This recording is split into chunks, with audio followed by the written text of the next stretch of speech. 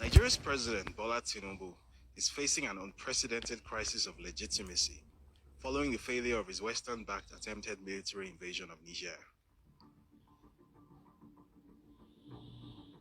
A legal deposition in the US has established that the Chicago State University degree certificate that Tinubu submitted with his presidential declaration was forged.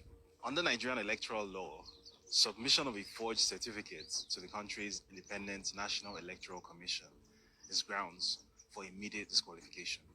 Following the disputed results of the February 25 presidential election in Nigeria, Tinubu has faced multiple legal challenges from the two major opposition parties, which won a combined 60% of the official vote count. Atiku Abubakar of the People's Democratic Party and Peter Obi of the Labour Party have been in court since May, alleging multiple breaches of electoral law by Tinubu. A key issue anchoring Atiku Abubakar's case is that Tinubu committed multiple instances of perjury on his presidential declaration form, including submitting a forged degree certificate and failure to declare an additional nationality. Another key issue anchoring both opposition cases is a 1993 US drug trafficking investigation involving Tinubu, where he was ordered by a court in Chicago to forfeit $460,000 in proceeds of heroin trafficking found in his bank accounts.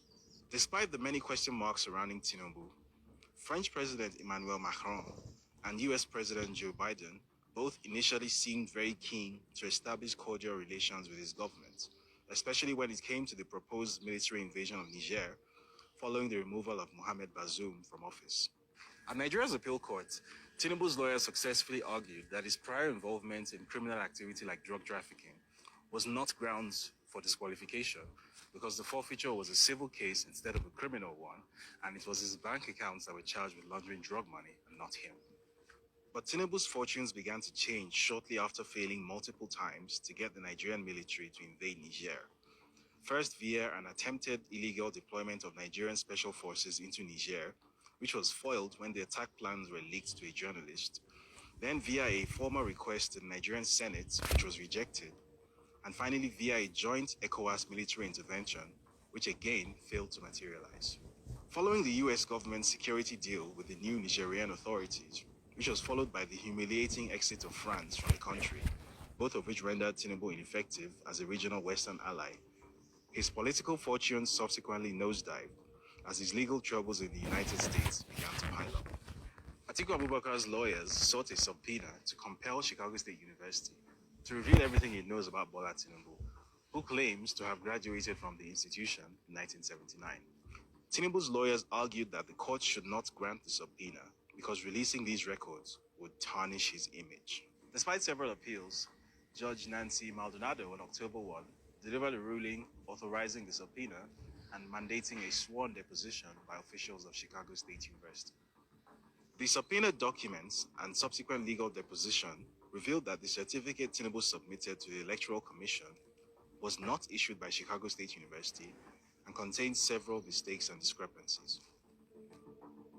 Nigerian investigative journalist David Hundeyin last year revealed that the certificate submitted to the commission bore a striking resemblance to a fake certificate template for Chicago State University provided by an online certificate forgery service called diplomamakers.com.